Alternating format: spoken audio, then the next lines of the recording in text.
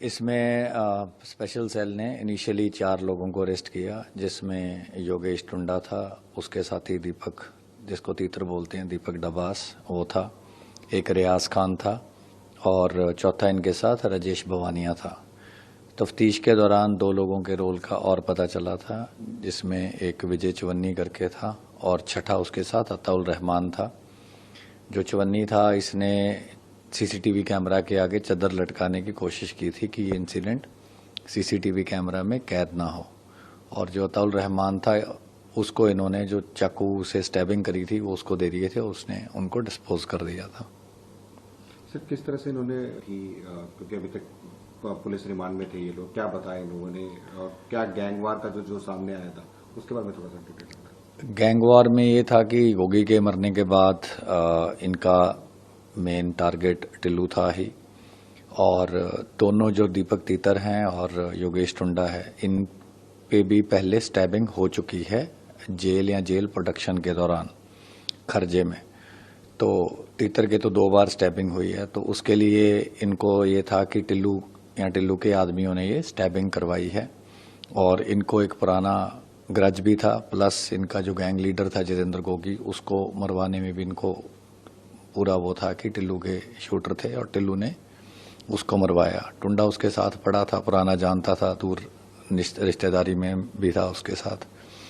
तो जब ये 22 को मंडोली से आया तो तभी से इन्होंने प्लान कर लिया था, क्योंकि ये नीचे वाले सेल में था, ये ऊपर थे, और जो रेलिंग थी वो काफ़ी बहुत ज़्यादा स्ट्रांग नहीं थी। और जो इनके साथ तीसरा रियाज खान है, उसने पहले भी एक बार जेल में ऐसे सलाखें तोड़ी हुई हैं पुराने इंसिडेंट में। वो जिस कम्युनिटी को बिलोंग करता है वो डेंटिंग पेंटिंग का काम करते हैं, तो उसको लोहे के काम की काफ़ी महारत थी। तो उसने गीला कपड़ा करके चादर में क्योंकि चादर जब स्ट्रेंथ कपड़ा गीला हो जाए, नॉट उसको बन जाए, तो इन्होंने एक वाइपर था, वाइपर की रॉड तोड़ ली थी, तो उसको जैक की तरह इन्होंने चादर में जैसे चादर का एक तरीके से जैक बना लिया।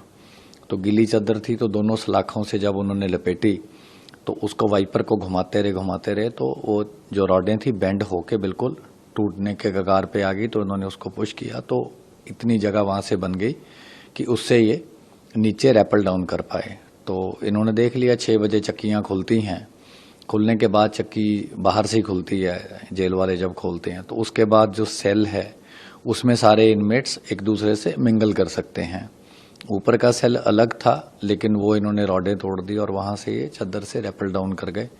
और जैसा ऑलरेडी फुटेज में अब तो वाइडली ऑलरेडी देखा गया है, उसने टिल्लू ताजपुरिये ने रोहित के जो चक्की थी उसमें घुसने की कोशिश करी, वो उसके साथ थोड़ा सहानुभूति भी रखता था।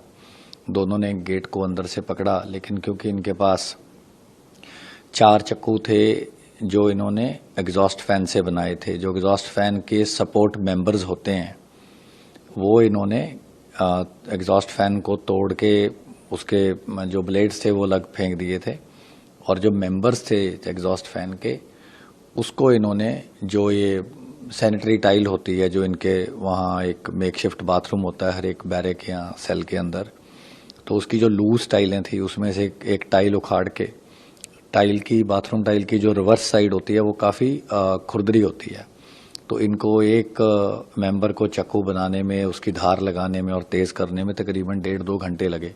तो पूरी रात टुंडा और रियाज खान यही करते रहे। तो सुबह तक इन्होंने वो 4 जो चक्कू थे वो बना लिए उसके मेंबर्स के। एक इनके पास पहले से 2 कोई पतले पतले तीखी पत्तियां टाइप थी, जो इन्होंने उनको जोड़ के रस्सी का मुट्ठा बना के वो 5वां बना लिया। तो 2 उनमें से दीपक तीतर के पास थे और उसका काम स्टैबिंग का ही था, और टुंडा उसके साथ था। रियाज खान को भी यही टास्किंग थी और बाकियों को दूर रखना था। भवानी अब एंड में उतरा, तो उसका भी मेन काम यही था कि बाकी इनमेट्स इसमें ना आए। तो सर, क्या ये प्लान किया और उसके बाद पूरी इसको वारदात को अंजाम दिया? अभी तक की इन्वेस्टिगेशन में हम ये कुछ भी अभी रूल अभी जो मैं आपको बता रहा हूँ ये चीज़ें हैं जो कि स्टैब्लिश हो गई हैं। अभी क्या बाहर से कॉल हुई नहीं हुई, और कौन गैंग के मेंबर इसमें शामिल थे, किसको इस चीज़ का पता था, ये चीज़ें अभी इन्वेस्टिगेशन की स्टेज पे हैं। और सर, क्योंकि जेल के अंदर वारदात को अंजाम दिया, क्या अभी तक इन्वेस्टिगेशन में किसी प्रशासनिक पर्सन का कोई रोल आया है या फिर अभी रूल आउट नहीं किया इन्वेस्टिगेशन? अभी सारी इन्वेस्टिगेशन अभी तो बाकी है। ये तो जो बेसिक स्टेप्स हैं मैं जो अभी तक हम इस्टेब्लिश कर पाए हैं वही आपसे शेयर कर रहे हैं। सर, क्योंकि आप स्पेशल सेल ने सबसे ज्यादा गैंग्स पे काम किया है और अब गैंगवार बढ़ी हुई है कि आपस में जिस तरह से एक के बाद एक मर्डर हो रहे हैं, तो किस तरह से आप पूरे इस गिरोह को देखकर क्या कदम उठाए जा रहे हैं आप लोगों की तरफ से भी, वो थोड़ा सा। देखो, जेल अथॉरिटीज़ को भी पता है सारे गैंग्स का, वो भी मतलब ये कोई बहुत ज़्यादा सीक्रेट नहीं है। थोड़ी बहुत इनकी एफिलिएशंस चेंज होती रहती हैं time to time. Already regularly जो भी कोई इनपुट हमारे मद्देनज़र आती है तो हम वो शेयर करते हैं। इसके अलावा जेल भी अपनी बेसिक प्रिकॉशन लेती है। उनको पता है कौन सा जो गैंग मेंबर है किस गैंग से एफिलिएशन रखता है या इनकी किस ग्रेविटी की रेवलरी है, तो वो खुद सेग्रीगेट करने की कोशिश करते हैं। लेकिन इस मामले में तो पूरा अभी तक हाँ, मतलब आप डेफिनेटली अभी हम कुछ इन्वेस्टिगेशन के मद्देनज़र तो नहीं बोल सकते, लेकिन अभी अगर जेल इनकी अलग अलग होती तो शायद